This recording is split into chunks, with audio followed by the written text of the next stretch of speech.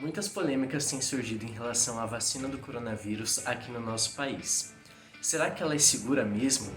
Eu posso deixar de usar a máscara e voltar à minha vida normal, deixar o isolamento de lado depois de ser vacinado? A vacinação deve ou não ser obrigatória? E quantas pessoas precisam ser vacinadas para a gente controlar essa situação aqui no Brasil e no mundo? Hoje eu vou comentar alguma dessas questões e para quem não me conhece, eu sou o Felipe, sou sanitarista e mestrando em saúde pública pela USP. No dia 6 de janeiro de 2021, os diretores da Anvisa se reuniram para discutir os resultados da Coronavac que tem sido realizada aqui no nosso país. E esses resultados demonstram que existe uma eficácia de 100% para casos graves, de 100% para casos moderados e de 100% para internações hospitalares. 78% para atendimento ambulatorial e para casos leves. O que isso significa? Que do mais de 12 mil profissionais de saúde que fizeram parte dessa pesquisa, nenhum deles desenvolveu casos graves ou moderados. Consequentemente, nenhum deles precisou ficar internado. E daqueles que foram imunizados, 78% ficaram imunes ao vírus, não desenvolvendo nenhum sintoma. Vale destacar que esses são os profissionais que estão na linha de frente contra o coronavírus e por conta disso têm o maior risco de infecção e desenvolvimento da doença. Ou seja, de cada 100 pessoas que foram vacinadas, 78 não desenvolveram nem sintomas leves e apenas 22 desenvolveram sintomatologia leve, não precisando de internação, não desenvolvendo casos graves e nem moderados. Então sim, a vacina é segura e que tem uma eficácia acima de 50%, que é o preconizado pela Organização Mundial da Saúde. Mas e aí, eu posso deixar de utilizar máscara e isolamento social depois de receber a vacina? A resposta é não. Isso porque a gente vai ter provavelmente a vacina em 2 doses. Primeiro a gente recebe a primeira dose, espera um intervalo de tempo que provavelmente vai ser aproximadamente 3 semanas. Daí depois a gente recebe a segunda dose, espera um intervalo de mais 15 dias até ela fazer efeito.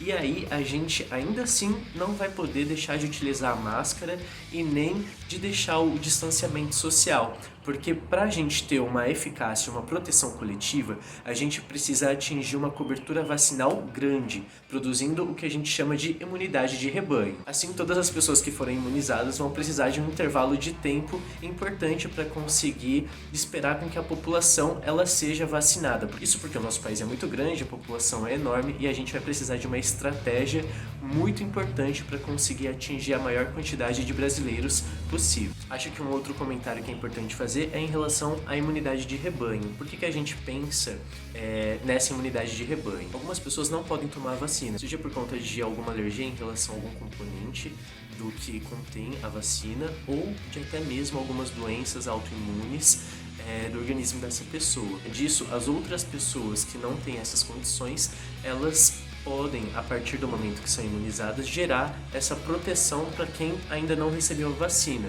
Porque, por exemplo, se uma pessoa está aqui do meu lado e ela recebeu a vacina, mas eu estou infectado com coronavírus, ela, imunizada, não vai desenvolver esses sintomas e não vai desenvolver a doença. Então, aqui a gente já interrompe a cadeia de contágio. E se ela vive com uma pessoa que tem uma doença autoimune ou que não pôde tomar a vacina, daí ela nem transmite para aquela terceira pessoa. Mas e aí, a vacina ela deve ou não deve ser obrigatória? Bom, aqui a gente entra numa polêmica, né? A liberdade individual e a necessidade coletiva. Acho que quando a gente fala de saúde pública e de pandemia, a gente tem uma questão coletiva que é muito importante. Então, a minha liberdade individual, ela pode colocar em risco a saúde de uma coletividade, da minha comunidade de modo geral. Por isso que eu acho que muito mais importante do que pensar a questão da obrigatoriedade da vacina é pensar que a gente tem estudos que agora estão demonstrando que essa vacina ela é eficaz, que ela elimina em 100% os casos graves e moderados, que reduz muito o atendimento ambulatorial. Assim, os nossos serviços de saúde não vão ficar sobrecarregados e, no máximo, a gente vai desenvolver uma sintomatologia leve. Isso significa que, ao invés de Pensar na obrigatoriedade, eu tenho que pensar que essa é uma questão de um direito meu. Eu tenho direito, enquanto sujeito, enquanto ser humano, de me prevenir em relação a essa doença que tem matado muitas pessoas. Aqui no Brasil são quase 8 milhões de casos confirmados e mais de 200 milhões de mortes. No mundo são mais de 88 milhões de casos confirmados e quase 2 milhões de mortes. Então, por que a gente não vai se vacinar, se prevenir, se os estudos estão mostrando que ela é uma vacina segura? Aqui vale até uma ressalva em relação à revolta da vacina que a gente teve no século XX, né? Essa revolta ela aconteceu não pela obrigatoriedade em si, mas pelo modo como isso ocorreu em relação à população.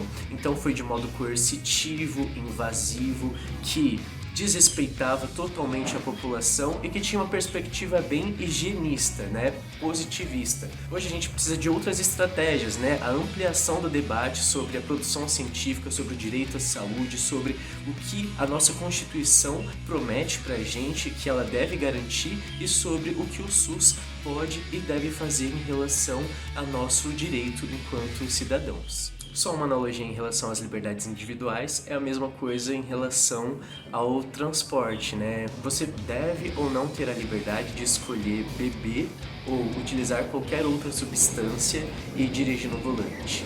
Se você tivesse essa liberdade, simplesmente você poderia utilizar qualquer substância alucinógena ou o próprio álcool, como a gente tem visto, e afetar outras pessoas. Então a gente precisa ter uma legislação que não interfira de modo coercitivo nas nossas liberdades individuais, mas que protejam a coletividade. Por isso que a gente tem que pensar também no direito sanitário enquanto uma perspectiva social de política pública.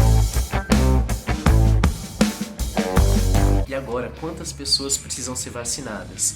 O maior número de pessoas possível. Alguns estudos têm apontado que a gente precisaria de 80% de eficácia em uma vacina, sendo aplicada a 75% da população para controlar a pandemia. E isso tem gerado alguns debates, né? Por isso que eu acho que quanto mais a gente conseguir disseminar essas informações e desmistificar esse processo das polêmicas em relação à vacina, a gente consegue garantir com que a nossa vida volte ao normal, ao antigo normal, né? Do que a gente chamava. De voltar a viver em aglomeração que a gente tanto gosta. Então eu acho que se você tem um grupo do WhatsApp, se você tem algum amigo que ainda está meio perdido em relação a toda essa polêmica da vacina, ou até mesmo seus familiares, encaminhe esse vídeo. Quem sabe assim a gente não consiga começar um debate para tentar reduzir essas questões e ampliar nossa perspectiva de esperança em relação à vitória com a Covid-19. Bom, espero ter contribuído um pouquinho com esse debate. Se tiver qualquer dúvida, é só me mandar uma mensagem por aqui